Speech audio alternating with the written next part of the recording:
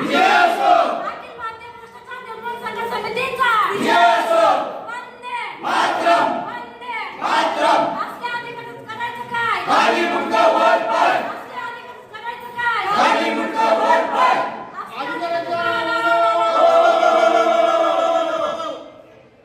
आमच्या मागण्या पूर्ण करा. नाहीतर खुर्च्या खाली करा. आमच्या मागण्या पूर्ण करा. नाहीतर खुर्च्या खाली करा. वंदे मातरम. वंदे मातरम. बोल थोडं खाली. प्रश्न विचारा घे.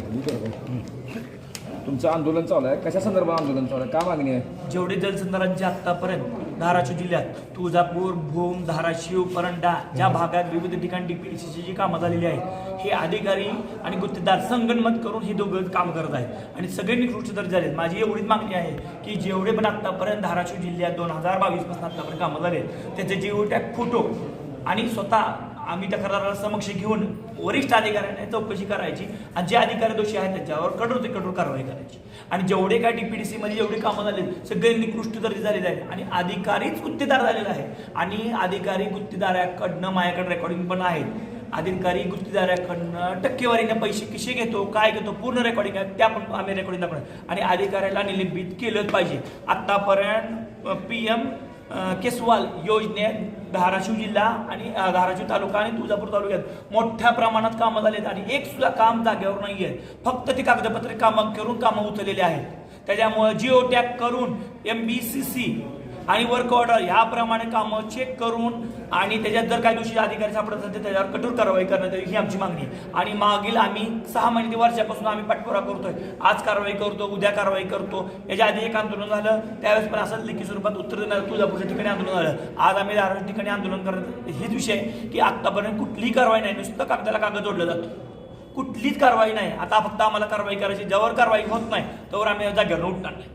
आमच्यावर कुठलाही त्यांनी गुन्हा दाखल करू द्या, काय करू द्या, आम्ही लोकशाही मार्गाने इथं आंदोलन करायला बसलेलो आहे. आम्ही लोकशाही मार्गाने आंदोलन करणार. आमच्या जवळ मागण्या आज मान्य होत नाही त्यावर आम्ही जागेवर उठणार नाही, ही आमची ठाम भूमिका आहे. आता जे तुम्ही आरोप वाटला अधिकार त्याच्यावर का पुरावे आहेत का तुमच्याकडे? काय पुरावे आहेत ना सगळे अधिकाऱ्याला पुराव्यासाठी आम्ही सगळ्या गोष्टी दिल्या आहेत. अहो एक अधिकारी साधी चौकशी करू शकत नाही, याच्यापेक्षा वाईट काय गोष्ट तुम्ही सांगा. एक चौकशी करा, डीपीडीचे कामाची चौकशी करा. यादी मागितली, अपील अर्ज दिले, अपील अर्ज त्यांना उत्तर सुद्धा दिलं नाही. तुम्ही सांगा एवढे कामं झाले, त्यांना एक लिस्ट द्या म्हणलं, कामाची लिस्ट देऊ शकत नाही त्यांनी. एवढे मोठ्या प्रमाणात आज काम झाले. आता 21 तारखेला माननीय आपले मुख्यमंत्री साहेबांना जलसंधारण दिन साजरा करायला ठरवला आहे आणि जलसंधारणामध्ये सगळ्यात मोठा भ्रष्टाचार होत असेल तर उपयोग. 21 तारखेला मुख्यमंत्री साहेबांनी ठरवलं आहे की उत्कृष्ट जलसंधारण दिन साजरा करायचा. उद्याच्या 21 तारखेला 21 ऑगस्टला ठरवलं आहे. सांगा ह्या जर एवढा मोठा भ्रष्टाचार होत असेल, एकतर आपल्या मराठवाड्याची आज गत काय पाण्याच्या बाबतीत तुम्हाला सगळ्याला माहिती आहे, पाणी नाही, दुष्काळ आहे. आणि या जलसंधारामध्ये गाळा असो, डीपीडीसीच्या प्रत्येक कामात असो जेवढे बांधतात सगळे निकृष्ट दर्जे झाले. आणि आम्ही व्हिडिओ सहित पुराव्यासहित त्यांना CD सहित सगळे पेन ड्राईव्ह सगळे दिलेले आहेत आणि निवेदनाच्या मागे फोटो सुद्धा लावून आम्ही त्यांना दिले. तर आतापर्यंत कारवाई का नाही याचं उत्तर मला अधिकारी द्यावं.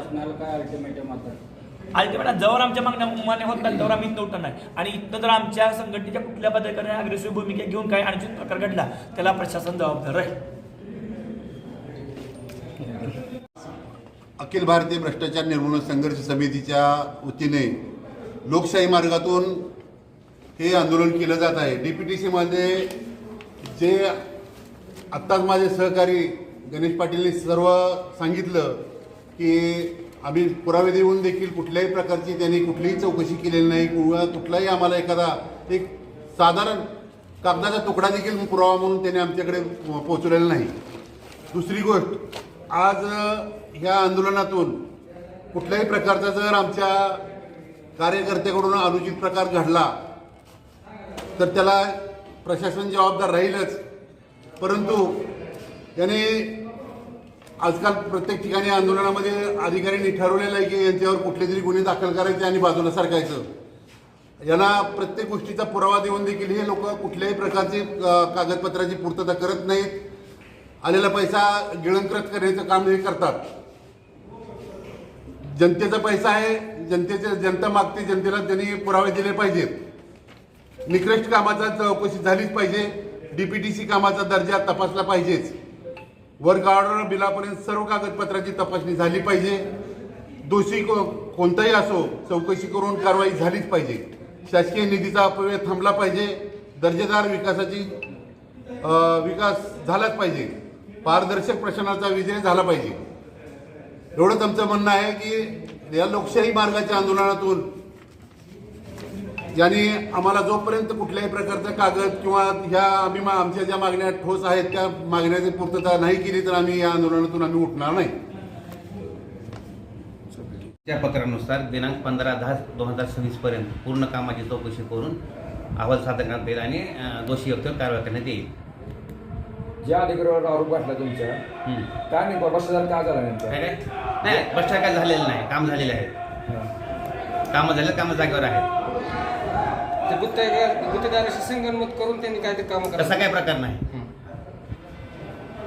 जिओ टॅग फोटो सगळे करतायत, फोटो सगळे आहेत कामाचे.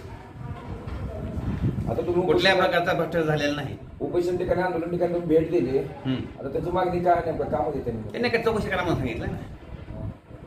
तर आम्हाला म्हणजे पूर्ण कामात चौकशी करायला वेळ लागतो, 2 महिने वेळ द्या. 15/10/26 चौकशी पूर्ण करतो. तसं लेखी दिलं तयार व्हायला पत्र तयार व्हायला.